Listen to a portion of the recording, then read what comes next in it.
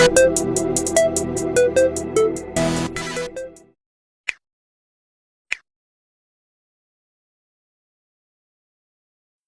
we get into the video, do not forget to like, comment and subscribe. So, the stabbing epidemic shows no sign of slowing down. Greater Manchester Police were called to an address in Bolton after a man was stabbed to death. Now, police were called to Battenberg Road shortly before 6:40 p.m. on Saturday evening, which was December 11th, after reports of a stabbing. Now, surely at this point, we need mandatory sentences for anyone seen to be carrying a knife, because this is just getting out of hand. A 25-year-old man who has not been named was found at the scene suffering with injuries consistent with stab wounds, bleeding out, and his injuries were very serious. Now, we don't know the circumstances surrounding this stabbing.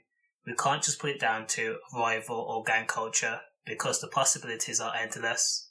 I mean, after all, we've seen people get stabbed for random things or nothing at all. But police believe it was a street attack. However, I will say this. Another stabbing occurred only 2 hours later and only half a mile from the scene of the first stabbing at 8:40 p.m. on Lincoln Road.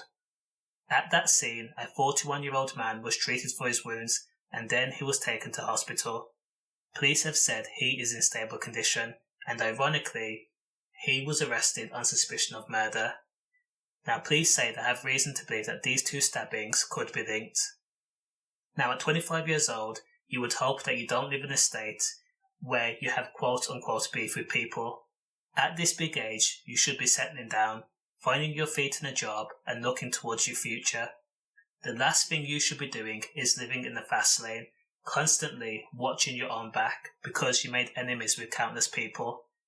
Now, I'm not saying that it's a 25-year-old person's fault who got stabbed, but what I am saying is, when you live a certain type of life and you involve yourself with a certain type of people, things happen and things escalate. It's like a collision course and nothing good comes out of it.